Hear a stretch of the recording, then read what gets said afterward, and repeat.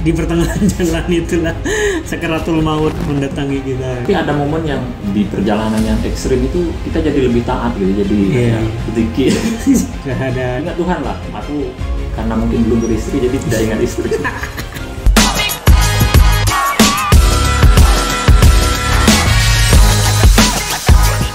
Oke, kali ini kita akan bahas soal kisah perjalanan kami membelah lautan di musim angin utara. Jadi tujuan kami itu ke salah satu kabupaten yang ada di Kepulauan Riau, yaitu Kabupaten Lingga dari Kota Batam. Ya, dari Telaga Punggur tepatnya, Pelabuhan Telaga Punggur. Ya, Pelabuhan Telaga Punggur menuju Kabupaten Lingga. Tujuan kami sebenarnya sangat mulia ya.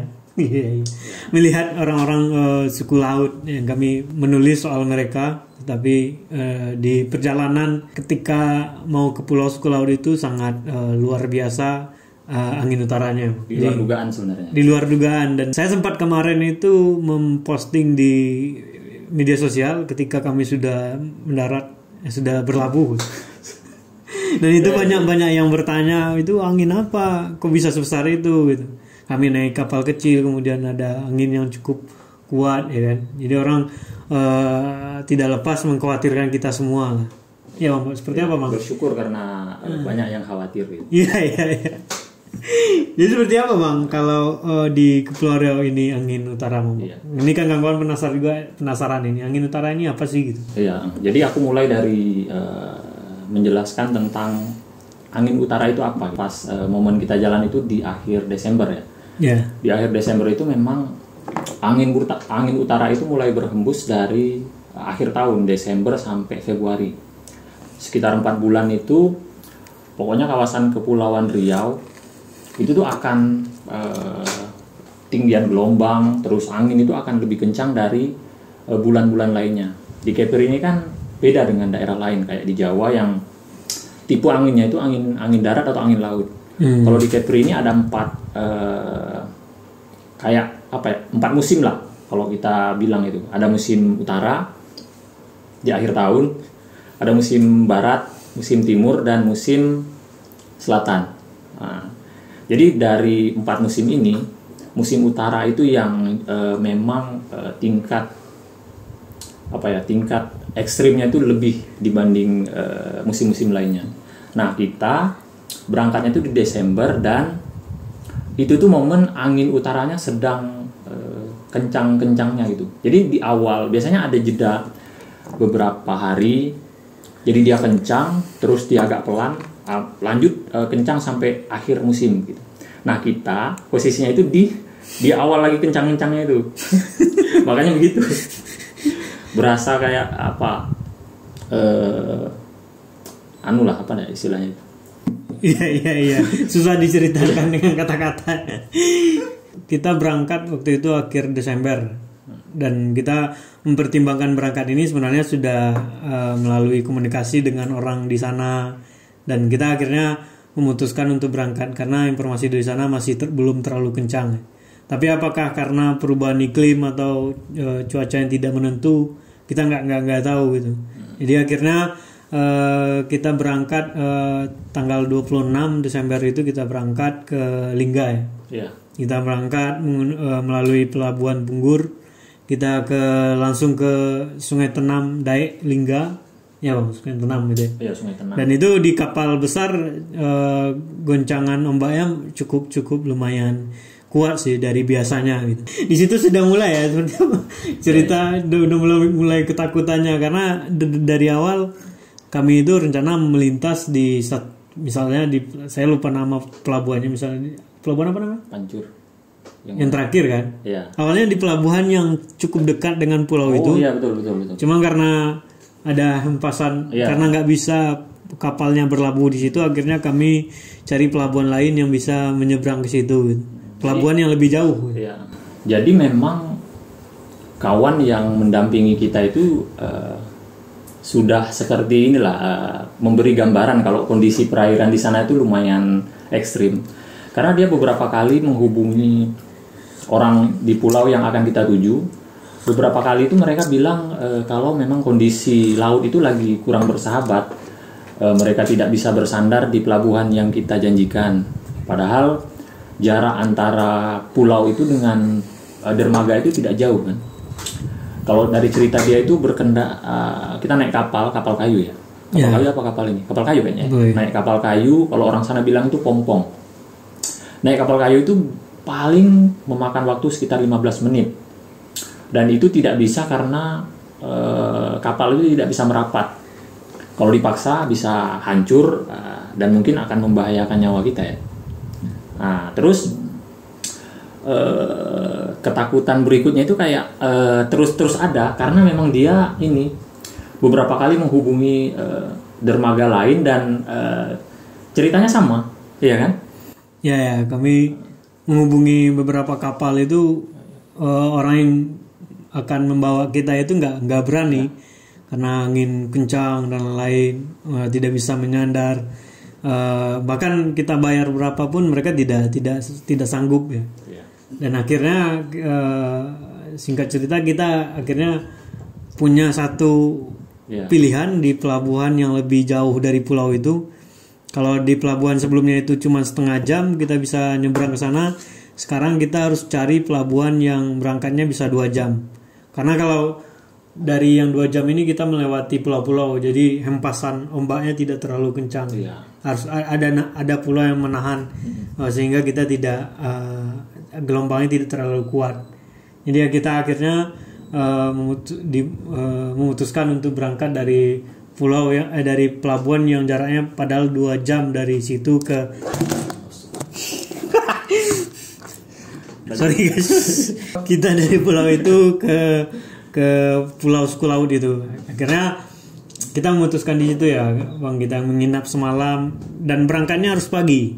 Kenapa itu pagi waktu itu? Karena jadi memang akhirnya memang ada solusi ya, karena memang niat kita ke sana, ada alternatif yang tersedia lah, walaupun memang secara jarak itu jauh lebih lama karena butuh waktu 2 jam dan tidak pakai pompong, tidak pakai kapal kayu. Kita terpaksa menyewa kapal cepat, speedboat dengan mesin tempel yang ternyata di perjalanan itu di luar dugaan karena memang hempasan ombak itu lebih ini lebih liar dia, lebih mengerikan lah. Jadi pagi, kenapa pagi? Ya, karena pagi subuh sampai pagi itu kan kondisi angin itu cenderung lebih teduh ya, walaupun dia kencang, tapi dia tidak akan sekencang ketika siang atau sore. Akhirnya kita berangkat pagi, start itu sekitar jam 6 ya. Jam 6 lebih subuh. Jam 6 pagi-pagi sekali dan sempat mati mesin di tengah laut. Dan itu ketika kita awal berangkat itu cuaca masih teduh ya di pelabuhan kita berangkat. Karena memang masih pagi. Masih pagi karena cuaca masih aman. Kita mengingat ini baru ketika itu kita sudah merasa nyaman ya, karena melihat di pelabuhan itu ombaknya kecil aja ombaknya, dan kita santai gitu kan, seperti naik kapal biasanya, cuman agak sedikit ada gelombang-gelombang lah. Tapi dari kejauhan itu udah nampak langit itu hitam ya. Langit itu hitam, kayak mau turun hujan dan gelap sekeliling kita itu. Dan kita akhirnya subuh hari itu belum terlalu terang lah, kita sudah berangkat. Akhirnya kita berangkat dan di pertengahan jalan itulah sakaratul maut mendatangi kita. Jadi di sudah setengah jam atau setengah jam perjalanan lah ya kita. Sekitar 30 menit. 30 menit perjalanan itu ombak semakin kencang.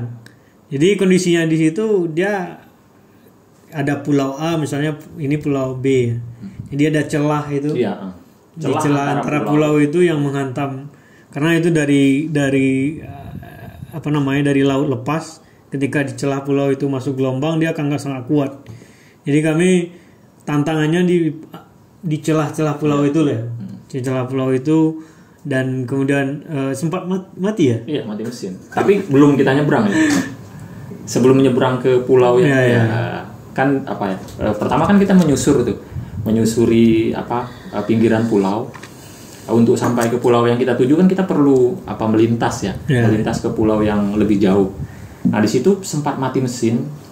Ternyata memang ada sampah ya, ada sampah yang mengganggu alur pendinginan mesin. Jadi akhirnya itu mesin tuh panas dan mengeluarkan asap. Ngeri juga, takut meledak gitu. Tapi kita tidak paham dengan mesin, ya wajar lah takut gitu.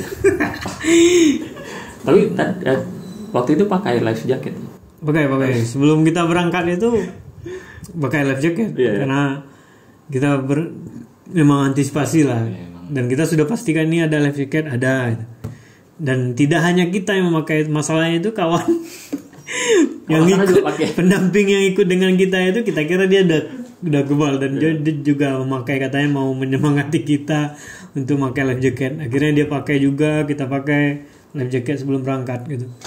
Dan ya ketika mesin mati itu kondisi kapal di mesin mati itu sangat krusial ya, sangat bahaya sebenarnya. Karena dia lebih baik hidup mesinnya. Ketika dia mati itu ada kita dihempas sama berapa bisa menghindari hantaman gelombang gitu. Ya. Untung tidak lama kan, sekitar 10 menit juga. 10 menit. Ya. 10 menit dia mencoba menghidupi mesin, dan si Tekong ini masih muda, kita setengah maksudnya aku percaya sebenarnya. Kita percaya karena kita percaya dia, dan dia ketika itu sudah dan meyakini kita aman. Kemudian dihidupkan, akhirnya mesinnya hidup, kita jalan lagi. Dan hempasan ombak dari kita kapal antara kapal itu ya kayak terbang gitu ya. Zuk gitu. Itu selama saya tugas di Kepulauan Riau atau di perairan ini, naik kapal itulah yang paling mengerikan gitu. Sayangnya ketika itu alhamdulillah ya, bukan sayangnya, tidak ada hujan dan badai ya. Cuman agak gelap ya. Cuman aku nggak bukan hujan, dia itunya masuk. Hujan atau air yang masuk itu udah nggak jelas itu.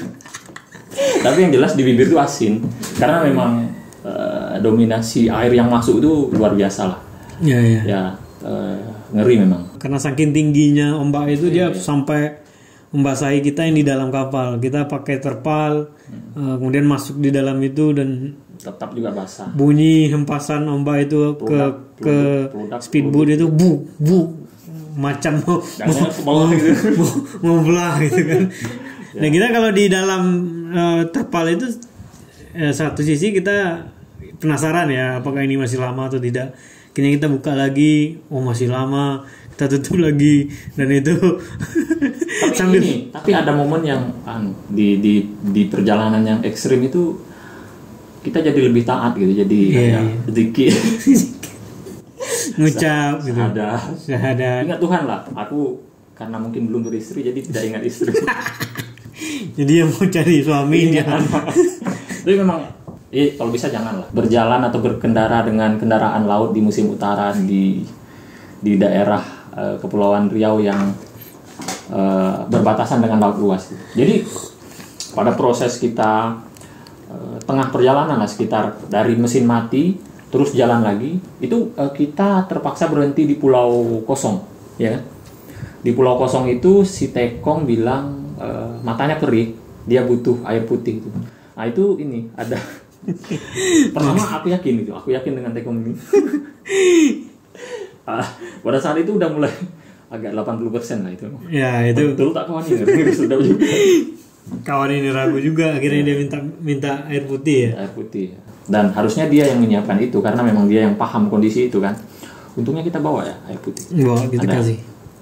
Ada air putih, dan di Pulau Kosong itu ada beberapa nelayan yang mereka menunggu alat tangkap mereka ya, kayak jaring atau rawai, dan ada yang berlindung juga. Ya, ada yang berlindung juga. Jadi di sana ada yang bilang jangan ke sana, anginnya kencang. Ada yang bilang ya udah ke sana enggak apa-apa, anginnya pelan. Jadi bingung.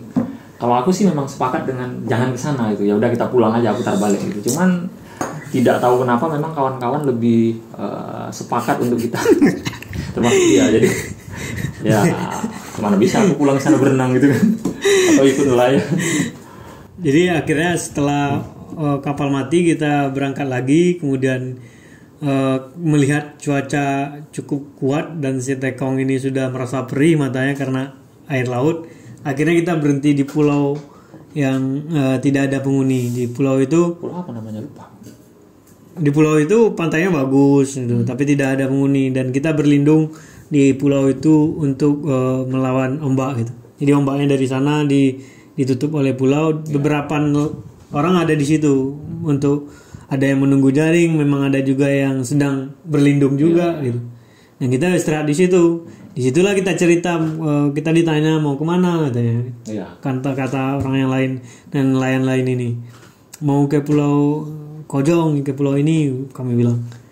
Di situ mereka respon, berani kali, jangan.